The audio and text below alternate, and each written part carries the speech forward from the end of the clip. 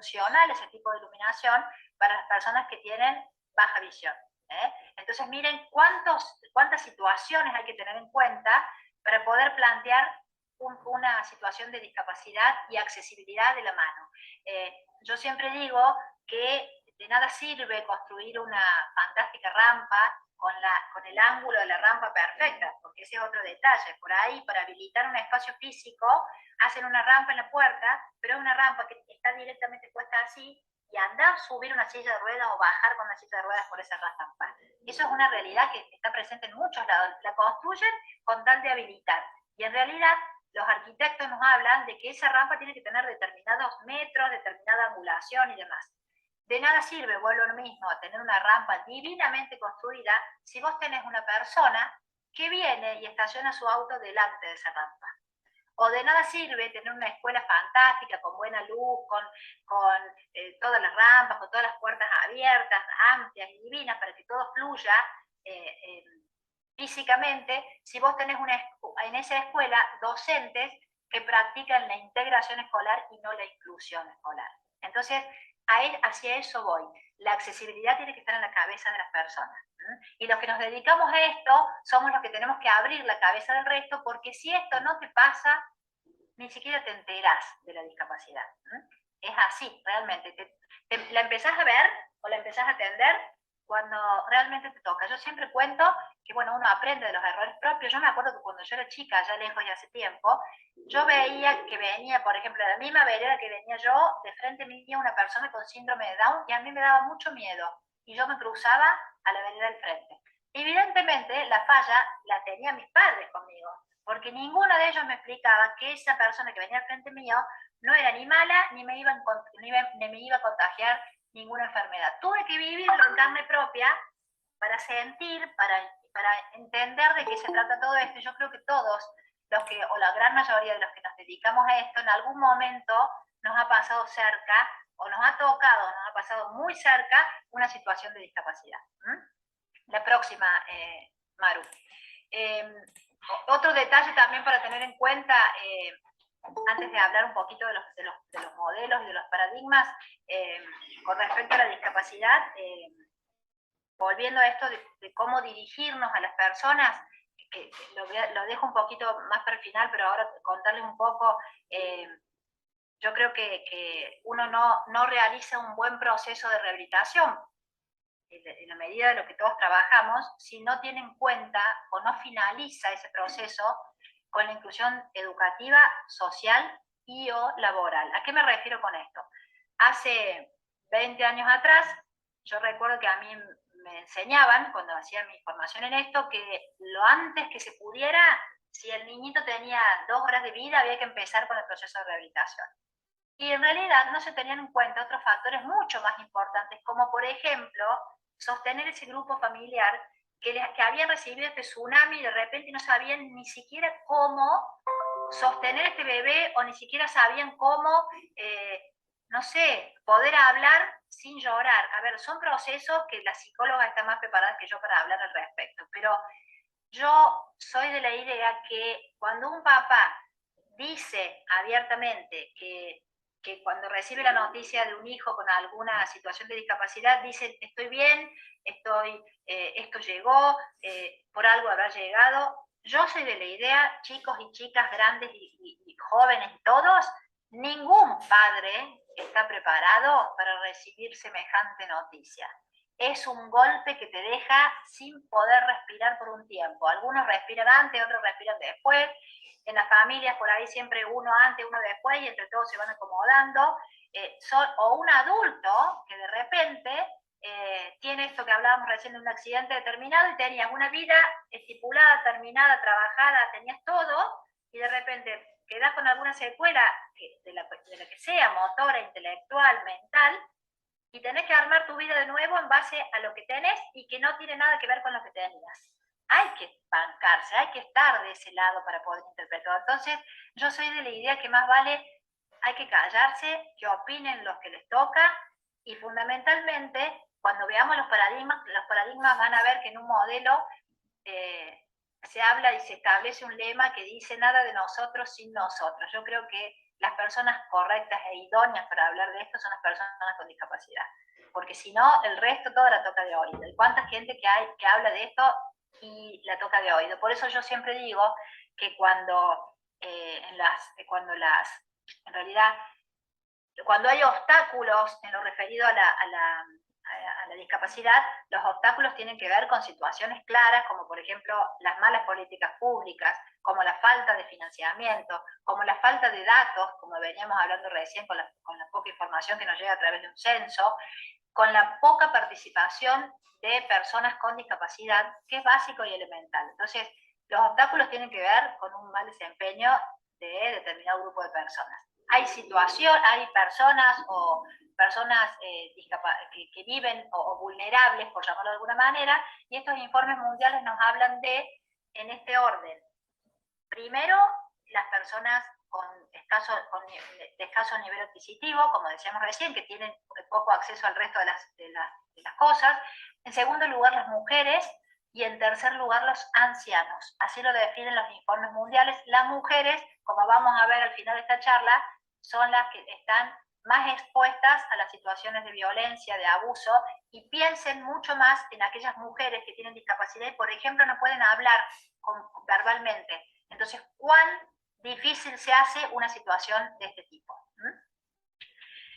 Con respecto a esto de los paradigmas y modelos, está bueno saberlos porque nos permiten entender dónde estamos parados ahora. Y con respecto a estos modelos y este cambio de mirada en el tiempo, cuando hablamos de ese modelo de exclusión, hablamos específicamente de esto que veíamos o que estudiábamos o que nos contaban de la época de los romanos, de los espartanos, en donde si nacía un niño con alguna deficiencia visible, porque se tenía que ver, este grupo de personas o estas culturas consideraban que este niño o niña que nacía con esta expresión corporal de discapacidad no merecían seguir viviendo porque se los consideraba que eran expresiones satánicas, que eran enviados del demonio, entonces directamente eran personas que se acababa la vida de ellos. Después surge este modelo caritativo que tiene que ver con el cristianismo, tiene que ver con la aparición de estos asilos, estos hogares, y en donde estas personas con discapacidad entraban a vivir ahí, entraban y terminaban su vida allá adentro, pero como yo siempre describo, acostados en una cama, realmente limpitos, bañados, pero solamente acostados en una cama sin posibilidades de hacer absolutamente nada, y aquí se cruzaba mucho esta cuestión de la religión y que entonces eran enviados de Dios y que para Dios todos somos iguales, y acá se empezó a usar la terminología de incapacitado, y acá empezaron los angelitos, los enviados de Dios y toda esa terminología que muchas veces se sigue usando hasta el día de hoy. Después viene este modelo médico del que yo más o menos les hablaba recién. Este modelo médico tiene que ver con las guerras, y en esta guerra había una problemática pura, que cuando estos soldados llegaban lesionados de estar al frente de batalla, había dos opciones: los curaban, o sea, los curaban para volver al frente de batalla, o los curaban para ir a la casa porque no tenían forma de seguir luchando. Entonces acá surge la necesidad de todas las profesiones nuestras. Aparecen los médicos fisiatras, aparecen las terapistas ocupacionales, los ponos, con esta idea de rehabilitar. Pero este modelo es lo que yo les contaba, puramente médico. Hablábamos de pacientes. Acá se empieza a hablar de la terminología discapacitado. Eran los discapacitados y eran pacientes. Y era la medicina quien tenía que responder a las necesidades de cada uno de ellos. Después viene este modelo de las necesidades especiales, que es el momento en que intentan ponerse de acuerdo educación y salud, y hasta el día de hoy no lo pudieron lograr.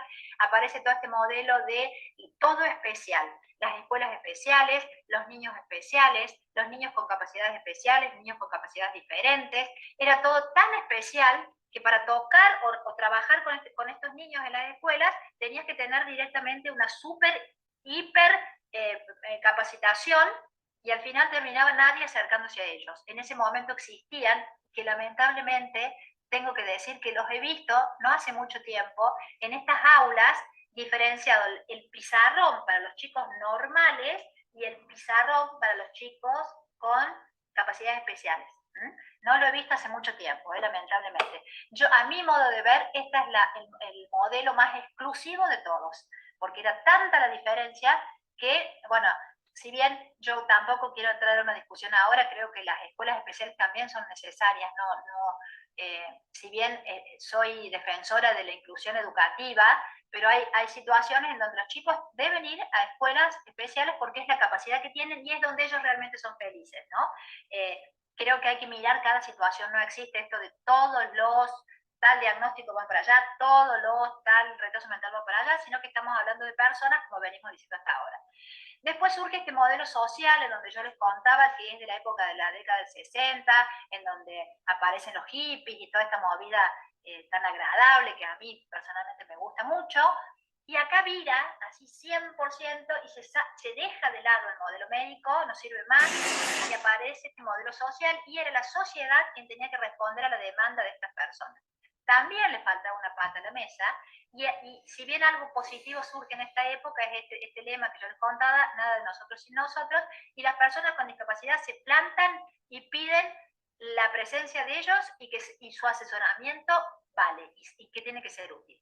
Hasta que después se van alineando los astros y aparece la tan llamada y conocida Convención Internacional de los Derechos de las Personas con Discapacidad, que yo siempre digo qué ironía, que en el año 2006, chicos y chicas, hace nada de tiempo, recién se haya tenido en cuenta las personas con discapacidad y tuvieron que hacer los grandes jefes del mundo esta convención para que las miren a las personas con discapacidad. Y esta convención, si no la leyeron, léanla porque es maravillosa, habla de esta temática que nosotros estamos abordando ahora, como es la sexualidad de las personas con discapacidad, el deseo de formar una familia, el deseo de tener un hijo, que todo el mundo mira por otro lado, pero ahí está escrito.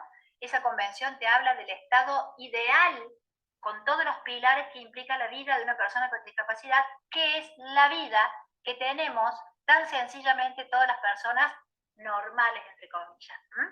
Yo cuando por ahí me siento perdida y me siento como enojada por un montón de cosas que yo veo injustas en esta profesión nuestra, en esta labor nuestra, vuelvo a leer eso y creo en los milagros y digo, alguna vez alguien va a pensar positivamente y no van a tener que seguir pasando las personas con discapacidad las penurias que pasan en todas las áreas, en lo que tiene que ver con el pago de las obras sociales, el poco acceso a la inclusión laboral y toda esa historia. Por ahí la miro y otra vez me lleno con la intención de mirar el vaso lleno y no el vacío, porque si no, chicos, realmente hacemos así y nos vamos de esta.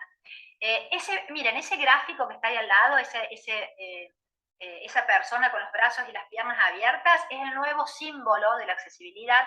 La intención es reemplazar la sillita de ruedas. Vieron que la sillita de ruedas fue también cambiando en el tiempo. Primero era una sillita de ruedas sin cabeza, parecía que la persona no tenía cabeza, después se sumó la cabeza y después aparecía la sillita como en un movimiento. Bueno, esto viene a representar el nuevo logo, que no es en realidad la idea es dejar de hablar de discapacidad y empezar a introducir este logo de accesibilidad, que es un trabajo nuestro, porque si no las personas que miran esto no tienen la menor idea de qué se trata este logo, pero es la idea. Bueno, y volviendo al final al modelo de este último, que tiene que ver con la convención, que nuestro país adhirió a la convención en el 2008, este modelo, esta versión es completa, toma lo mejor de este modelo médico, de todos los modelos va tomando lo mejor y genera este concepto de discapacidad con perspectiva de inclusión, con perspectiva de derechos, de inclusión social. Y acá ya dejan de tener dueños, o sea, la discapacidad ya no tiene dueños, no es de un solo ministerio, sino que es de todos los ministerios, no es de la persona ni de la familia, sino que es de todos. Todos nos tenemos que hacer responsables de esto. Dejamos de hablar de pacientes y empezamos a hablar de ciudadanos independientes, dejamos de hablar o mejor dicho, pensamos o hablamos de sujetos de derechos y no sujetos de cuidados, o sea, no son los pobrecitos que hay que cuidar, y también a mí me gusta mucho hablar y decir, en base a que acá en Córdoba a mí me toca un rol que me encanta, que es hacer la supervisión de las inclusiones laborales que existe. Yo trabajo en el ámbito público, entonces me toca hacer digamos, el relevamiento de las personas con discapacidad que están incluidas laboralmente en la planta de empleados de la provincia de Córdoba, que no llega al 4% que obligatoriamente pide la ley. Es más, ni siquiera sé, yo creo que es el 0,005%. Acá ya me cuesta mirar el vaso lleno porque realmente son pocos. La gran mayoría están trabajando conmigo y a mí me ha tocado hacer, en aquellos casos de personas con discapacidad que planteaban alguna dificultad en su entorno laboral, el planteo venía del jefe, ¿no? Me tocó hacer últimamente 8 evaluaciones, de las cuales solamente un caso, la problemática estaba en la persona con discapacidad. El resto de las problemáticas tenían que ver con que el entorno, los compañeros de trabajo, tenían dificultades con esa persona. Una de ellas, me acuerdo, era una chica con baja talla. Entonces los compañeros de trabajo decían que ella tenía olor a pis en la ropa. Bueno, empiezo a hacer la inspección, mirando, y llego hablando con ella, ¿no? Le pregunto dónde ella iba al baño. Y cuando me muestra el baño donde ella iba a un baño que tenía los sanitarios adaptados. Vieron que los baños para personas con discapacidad, el inodoro es alto. Entonces ella, cuando tenía que subir al inodoro, subir era la palabra, tenía que hacer tanto esfuerzo para subir que realmente su ropa estaba mojada, estaba sucia, porque ella hacía un enorme esfuerzo para subir allá arriba. Y en la cabeza de su jefe, consideraba su jefe que ella tenía que ir solamente a ese baño porque ese era el baño que a ella le tocaba. Después también, un tema no menor, que las personas con discapacidad también tienen que entender, porque acá no tenemos angelitos de ningún tipo, tienen que entender que ellos tienen derechos, pero también tienen obligaciones. Entonces, si están incluidos laboralmente, su proceso de rehabilitación se va a hacer contraturno. O sea, si ellos tienen que ir a rehabilitación y trabajan a la mañana, van a la tarde de rehabilitación, no van a la mañana. O no se van antes, porque qué sé yo, porque llueve. O sea, derechos y obligaciones. Porque nosotros queremos equiparar las oportunidades, bueno, de esto se trata. Queremos ser todos iguales, listo, de esto se trata. Yo soy una defensora de eso, porque los pobrecitos angelitos allá quedaron en el momento.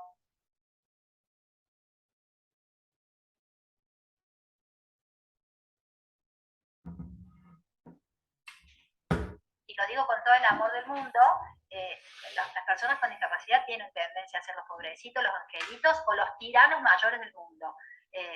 Yo he tenido, o mejor dicho, elegí esta especialidad, no porque la haya conocido, porque dije, wow, qué bárbaro esto, sino que yo la elegí cuando mi quinto hijo, yo tengo 7 en total, cuando mi quinto hijo nació con una enfermedad neuromuscular.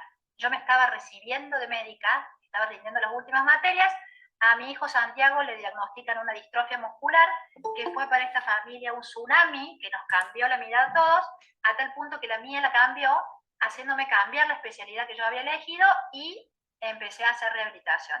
Y mi hijo Santiago, que falleció hace 5 años, tendría ahora 28 años, Santiago era la persona más buena del mundo, pero era literalmente un tirano. Yo llegaba, él no tenía músculos, o sea que había que asistirlo 100% en todas sus actividades. Y él escuchaba que yo entraba a mi casa y capaz que acá estaban sus hermanos, su padre, todos, pero él necesitaba que yo entrara a la casa y era, mamá, qué sé yo, tráeme agua. Y yo decía, Santi, mi amor de mi vida, déjame llegar y sacarme la campera. Esa tiranía es parte de la vida de ellos, y lo digo con todo el amor del mundo, porque estoy hablando de mi hijo, ¿no? Pero, a ver, hay que ubicarse en la palmera también. Todos tenemos tiempos y todos tenemos necesidades, y cada uno de nosotros está para algo. Entonces, terminando con estos paradigmas y modelos, me interesa mucho, si bien esto a lo mejor lo han escuchado muchas veces, pero está bueno entender cómo cada uno de esos modelos va entrando en el otro. La próxima, Maru, por favor.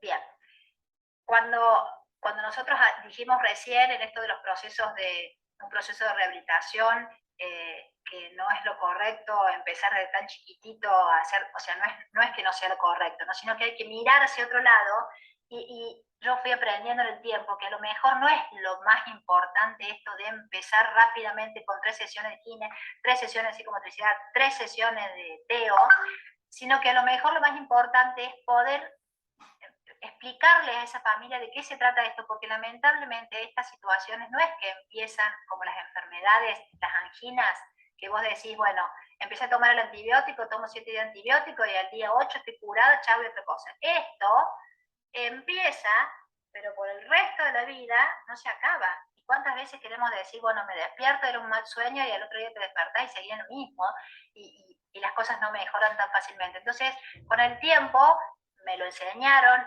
y lo vivencié, que cuán importante es mirar hacia otro lado primero. Hay tiempo para los músculos, las articulaciones, para enseñar la inteligencia. Para lo que no hay tiempo es para que esa célula básica que es la familia se consolide y pueda ayudar. Porque miren para los costados y piensen cuántas familias que ustedes conocen con alguna persona con discapacidad terminaron los padres separándose, o los hermanos terminados todos peleados y planteándole a los padres que por qué lo atendés tanto a él, que tiene este problema, y a nosotros no nos dan bolilla. Piensen y fíjense en todo esto, que realmente es porque esa familia que se siente perdida en el desierto, nadie les da las herramientas como para saber manejarse en esto. Tenemos tiempo para los músculos, la articulación, los tendones, o para el colegio, primero, segundo, tercer grado. Para lo que no tenemos tanto tiempo es para armar esa célula de contención que va a tener que estar el resto de la vida al lado de esa persona. Y ahí ven en ese gráfico esto nosotros no hablamos de ayuda, porque hablar de ayuda es bastante limitante, hablamos de apoyos, y una mirada importante y válida en todo esto, que todos los que estamos acá yo creo que la tenemos, si no, no estarían escuchando esta charla, en esto de siempre poner la mirada en las cosas que se pueden hacer, porque si vamos a la postura médica, las historias clínicas están llenas de no, no come, no puede comer solo, no puede hablar, no puede no. ¿Para qué poner tantos no? Sino a los no los conocemos. Más vale busquemos las cosas positivas para que a partir de esas cosas positivas vayamos tratando de zanjar las dificultades que tenemos. Si uno lo mira así, en esto de destacar las posibilidades, nosotros podemos construir esta vida que todos llevamos adelante, porque si no se hace muy dura y muy difícil. La próxima.